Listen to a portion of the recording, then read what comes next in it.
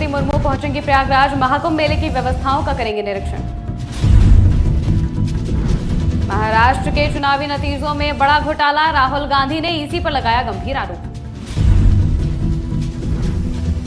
कल आएगा दिल्ली चुनाव का रिजल्ट। कल 8 बजे शुरू होगी काउंटिंग। 7 तारीखों से हो रही ईवीएम की सुरक्षा।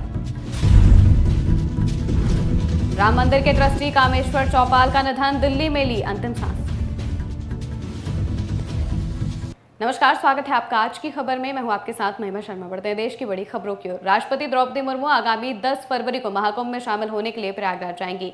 इस दौरान वो 6 घंटे तक प्रयागराज में विभिन्न कार्यक्रमों में भाग लेंगी। राष्ट्रपति सुबह 11 बजे प्रयागराज पहुंचेंगे और महाकुंभ के प्रमुख स्थलों का दौरा करेंगी। इसके बाद वो आध्यात्मिक अनुष्ठानों में हिस्सा लेंगी और संत समाज से संवाद करेंगी। इसके अलावा महाकुंभ मेले की व्यवस्थाओं का भी निरीक्षण करेंगी। महाकुंभ में उनके प्रवास के दौरान सुरक्षा के पुख्ता इंतजाम किए गए हैं। राष्ट्रपति मुर्मू के आगमन को लेकर प्रशासन ने सभी तैयारियां पूरी कर ली हैं। लोकसभा में नेता प्रतिपक्ष और कांग्रेस सांसद राहुल गांधी ने चुनाव आयोग पर बड़ा आरोप लगाया है। राहुल गांधी ने कहा कि महाराष्ट्र विधानसभा चुनाव में गड़बड़ी की गई है।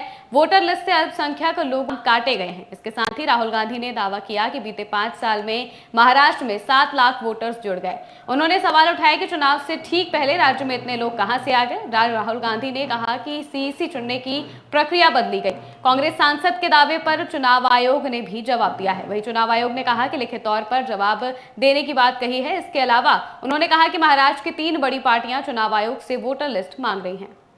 We represent on this table the entire opposition that fought the last election in Maharashtra, and we want to bring to the notice of the people of India some information that we have found about the Maharashtra election. We've studied in detail the voter lists, the voting patterns, and we've had a team who is working on this now for some time. And there are many irregularities that we have found. I want to place on the table a few things that I think it is important for the country, especially the young people who defend democracy, believe in democracy, to see and understand. Delhi विधानसभा चुनाव की voting पूरी होने के बाद अब नतीजों का इंतजार है। कल दिल्ली चुनाव के लिए मतगणना होगी। कल सुबह 8 बजे से ही काउंटिंग शुरू हो जाएगी। 70 विधानसभाओं में डाले गए मतों की गणना के लिए 11 जिलों में 19 मतगणना केंद्र बनाए गए हैं। इस बार दिल्ली चुनाव काफी अहम होने वाला है। बीजेपी, आम आदमी पार्टी और कांग्रेस ने चुनाव में वोटर से कई लुभावने वादे किए हैं। अब पार्टियों के जोरदार प्रचार का कितना फायदा होगा, ये तो कल ही पता चलेगा।